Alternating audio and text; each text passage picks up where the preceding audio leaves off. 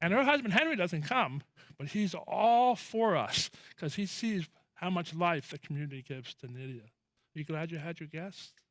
And she likes to serve. That's just a little snippet, okay? I want to see us grow in community. I want us to love God more. I want us to love each other more. I want us to love those people around us more. How many of you want that? I want what I talk about not just to be an abstract idea, but to become an everyday reality. So when we build that building, we're not just building another place to worship on Shabbat, as wonderful as that will be. This is a pretty nice place to worship too. I don't have any problem worshiping here, do you? It's fine. Doesn't cost much. They take care of it. Praise God for kingdom life, being so hospitable to us. I want that new building to be a place where we worship God more, many times during the week, and where we live as community more. And people will actually live there, and you'll be able to come and visit us. And that's why we're building it. And it's a lot of work, and a lot of stress, and it's worth it if we can be more the community God calls us to be. So I invited these folks down to help us build.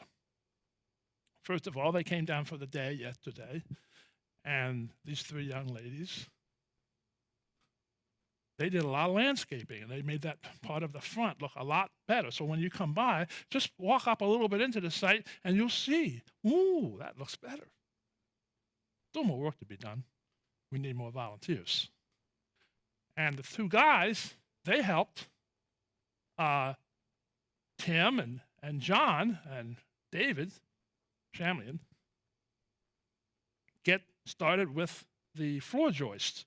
So we have we're beginning to have a subfloor for the first floor of our building. And the walls will stand firm when the excavator comes and finishes backfilling the dirt so that the ditches around the wall will no longer be a moat around our building, but in fact, will be level with the basement. But we have to build that first, and they helped. Thank you for sacrificing a day. And at the end of the day, Donald was pooped. This young man, he was pooped. And I understood, because he worked hard for us and for God. And they're here today to share about their community, which is another part of building up community. They're helping us to build community by sharing what their experience of community is. Now, I want to explain that we're not going to become a Buddha-Hof community, Dr. Ware. We're going to be a Messianic Jewish community, and we're going to express it the way we do. There are many, many different kinds, many different ways to express community. But he has a testimony, which he might share another time. And he's actually from a Jewish background. His grandmother is Jewish, so we were sharing about that. And he actually helped organize this. And this is his friend Dylan. And I don't remember his last name. He's Dylan to me, okay? And they're going to share with you about the community, which, by the way, Pamela and I visited about 4 or 5 years ago for a weekend. It was a wonderful experience up in Ulster Park, New York, which is in the Hudson Valley. Without further ado, do you want me to run the slides for you? You can point at me, and I'll do the next slide.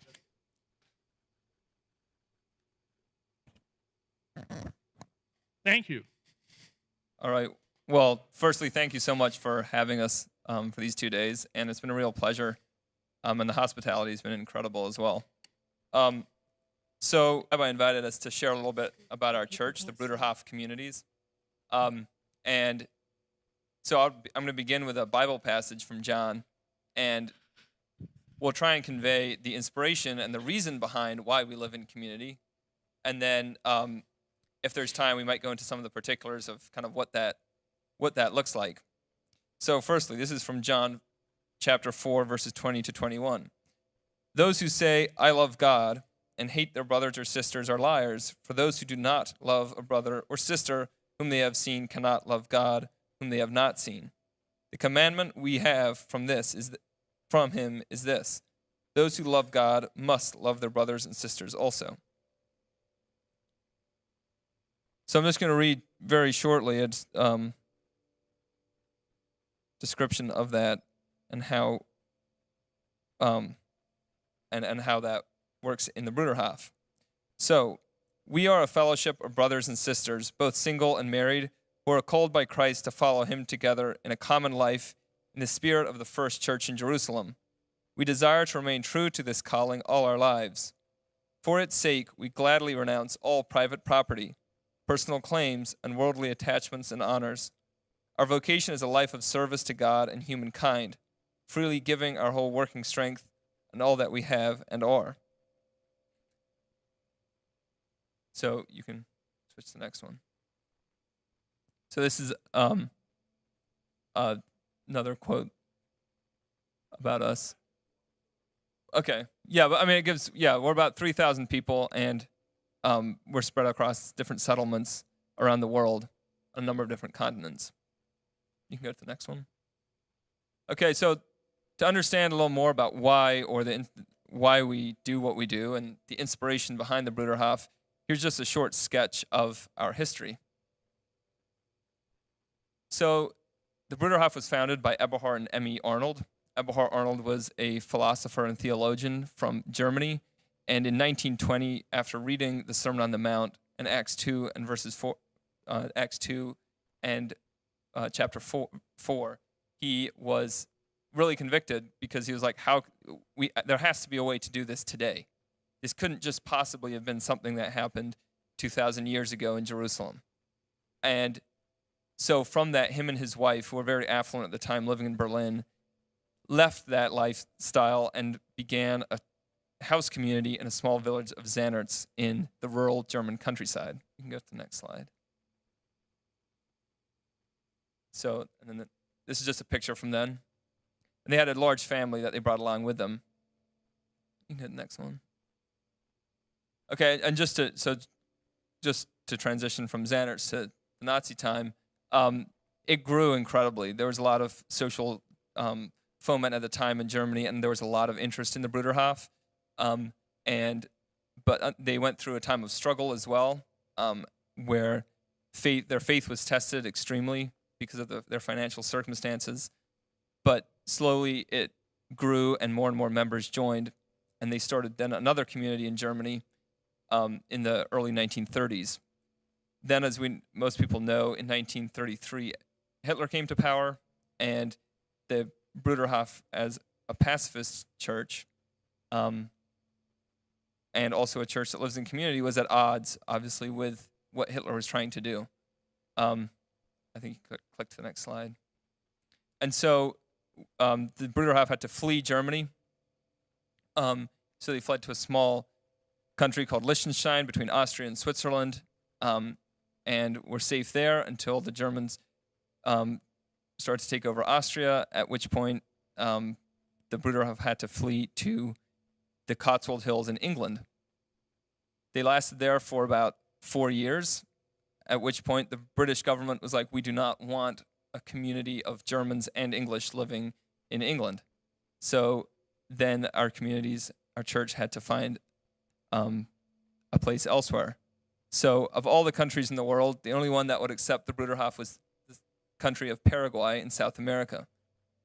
And so the entire church movement, which was probably about 300 people at the time or so, had to board ships and travel all the way down to Paraguay, where our communities were based for about 20 years.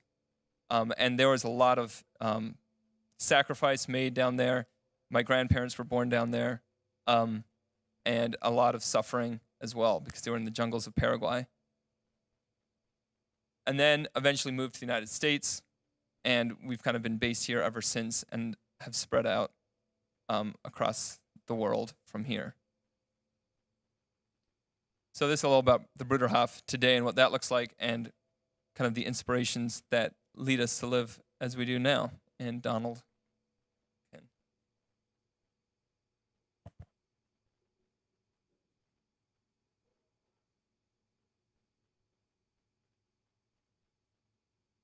Okay.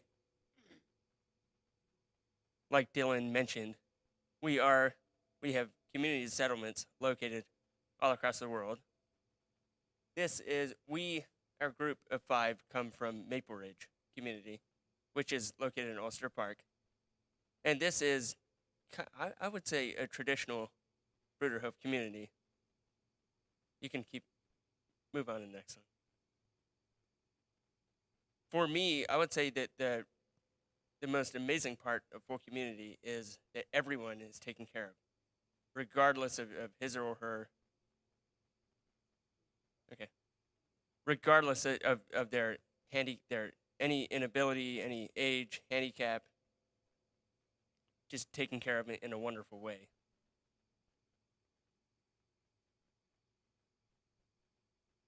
Okay, work and careers. Everyone, well, first of all, people can't pursue their own career. If, for example, if I wanted to be a doctor, or a dentist, or an engineer, I could express that wish, but it's not up to me. If I'm a member, I'm willing to do whatever the church needs me to do. My mom, for example, is a dentist. She went to school and now works as a dentist for our community. So the income, though, for our communities comes from three main businesses. The picture that you see here is of the business for our Australian community. They make signs. If you click to the next slide. So this is the oldest business that we own. It's called the Community Playthings, and we make furniture and daycare equipment for early childhood. And what's really exciting about it is that we can all work together on this product, and none of us earn anything. All the proceeds go collectively to the community and are distributed as needs, as we try to meet needs. And then this is one of the more recent businesses we started probably in the 1970s, and it's called Rifton Equipment. They make equipment for disabled folks as well as the elderly, a lot of therapy equipment like gait trainers, a whole toileting system, and things of that nature. And then other places of work are the communal kitchen. We eat one meal together every day. Typically it's lunch. This is one of my favorite meals. It's pizza.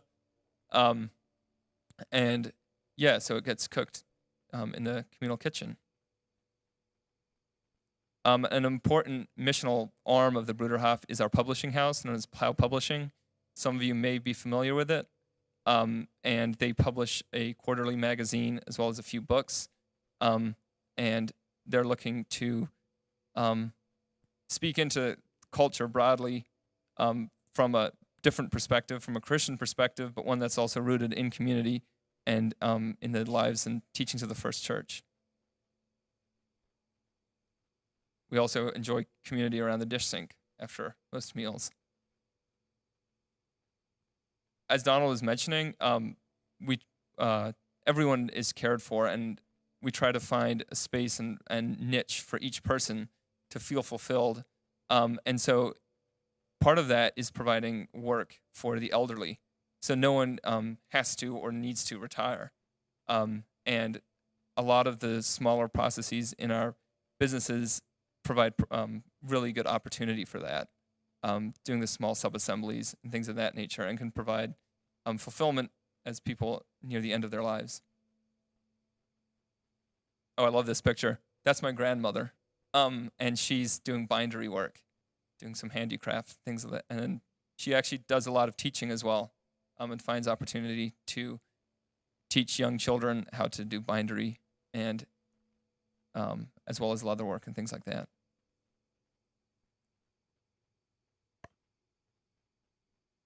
One of our work departments is a garden.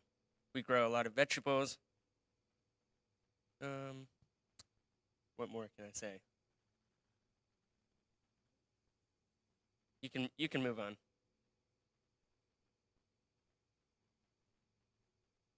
Okay. One of my favorite parts of the Bruderhof, one of our definitely a missional arm, is we have several urban, you could call them house churches. This picture is our house church in Harlem, New York. We call it Harlem House, and I lived there for nearly 2 years. Fell in love with New York City, and I loved it for the sake of being so integral in the neighborhood. And I and a friend of mine worked at a homeless shelter.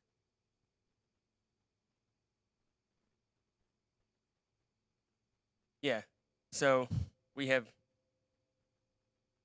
I think our urban house churches are really, really important, essential for a movement.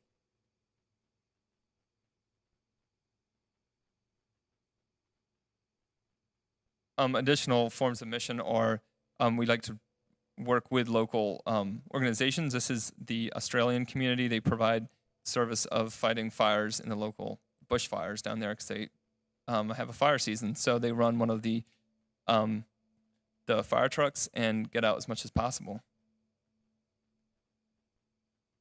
We've additionally partnered with various aid organizations like Samaritan's Purse, World Vision, things of that nature.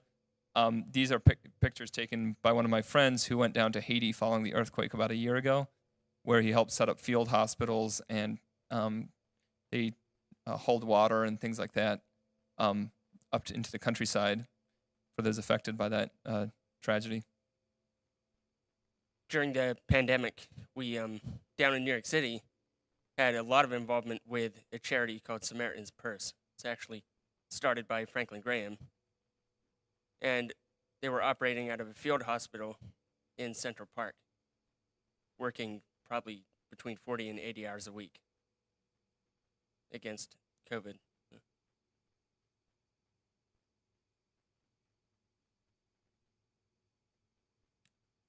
So people do find time to do hobbies and things like that. So this is it's a dot art, and I have no idea how many thousands of dots it would take to make that. Playing music and playing instruments is a really important part of our life, as it is for you guys. It looks like, which is really cool. And we start teaching children music and instruments at a fairly young age.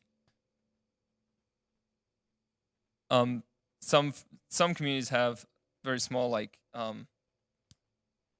this guy makes beer. What do you call like a beer? Where they make beer? Brewery. Words slip my mind. So craft brewery. So it's pretty small, but I've met this. Yeah, it's very German. And then often we like to get together in the evenings to just have community together, and in this instance, roast marshmallows.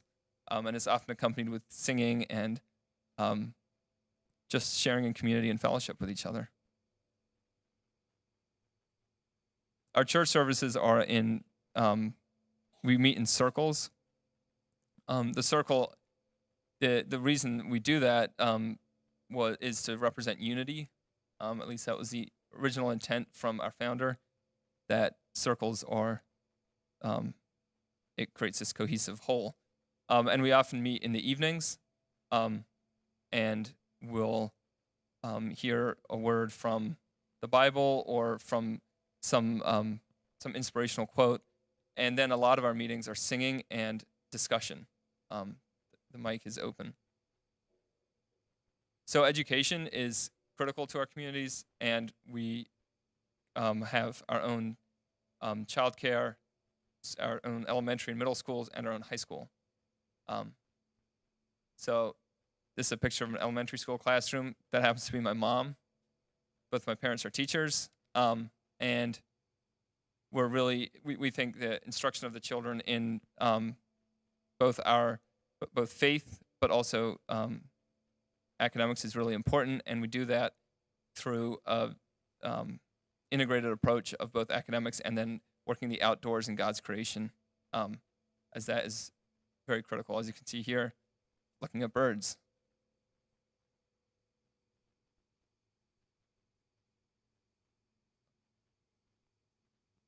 And then this is a great example of how we're able to, because we're such an intergenerational community, where kids are able to work with someone that's a lot older than them and form really important relationships, and also learn and acquire new skills. And I know, personally, I've done this, and I've really appreciated the connections I've made with older, as we call them, brothers and sisters, older couples, and learned a lot from them, both practically, but also in faith and and what it means to live in community and what it means ultimately to be a follower of Christ. A lot of drama. This garden, this group of kids started with their teachers to provide vegetables to the local soup kitchens. And this is a picture of our high school, which is 9th grade through 12th grade, and is also a school that kids from the locality can come to. So it's another missional aspect of our life that we try and find ways to include our locality. You can keep going. Some of their after school stuff. And then just briefly on post-secondary education, it's something that I just recently graduated from the University of Pittsburgh, but as a member, it's not a guaranteed that I'll go to the university, and often it's, as Donald was mentioning, his mom is a dentist, and that's something that the church would ask of a member to become, to go into graduate school because there's a need in the church. And so that's an important point that we, as a member, I'm at the disposal of the church and what it asks me to do.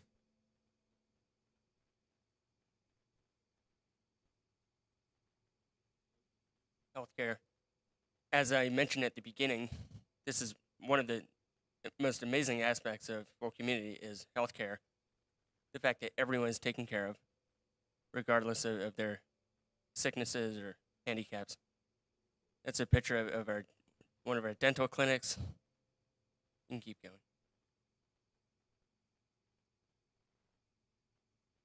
Our old people, I think one of the most fulfilling things that they can do is work in our factories. So they feel productive, and this is one of our, his family lives at one of our locations in Walden, New York. He's called Robert Clement, and he's severely handicapped, has frequent hospital appointments, but has caretakers who are devoted to his well-being and who have the freedom to. It's another huge benefit of full community is that there are individuals who are freed up, who are available to take care of him.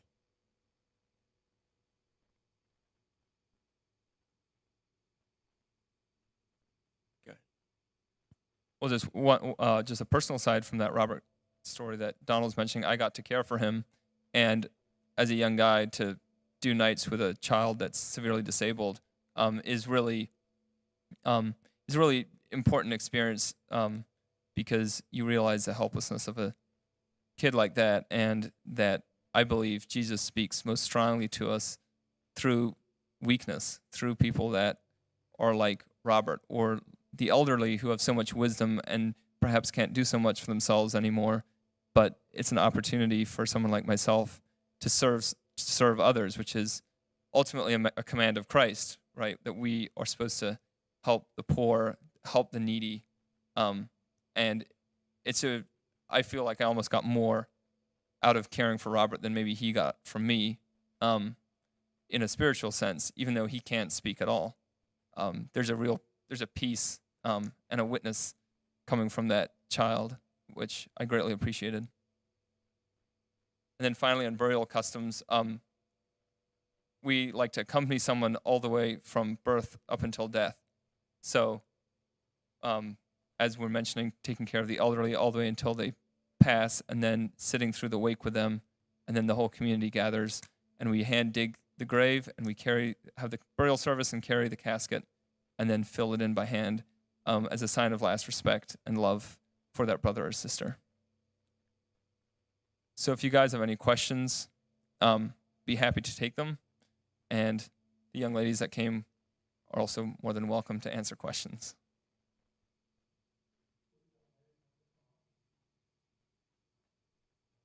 Okay, sure, go ahead.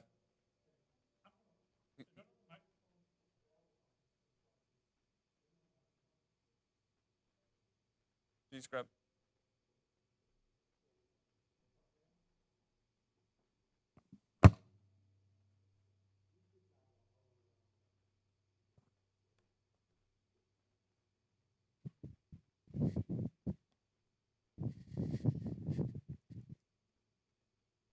community is very impressive. Who pays for your education if you decide it's decided that you can go to university? Yeah, the community does. The church does, because any money I earn goes to the church. So when you say, in other words, people in the community could earn income some way, either within the community or outside the community, but everything that you earn is held in common by the community? Yeah, so as a member, one of the vows that I made at membership was that all income that I may earn or may later inherit will be given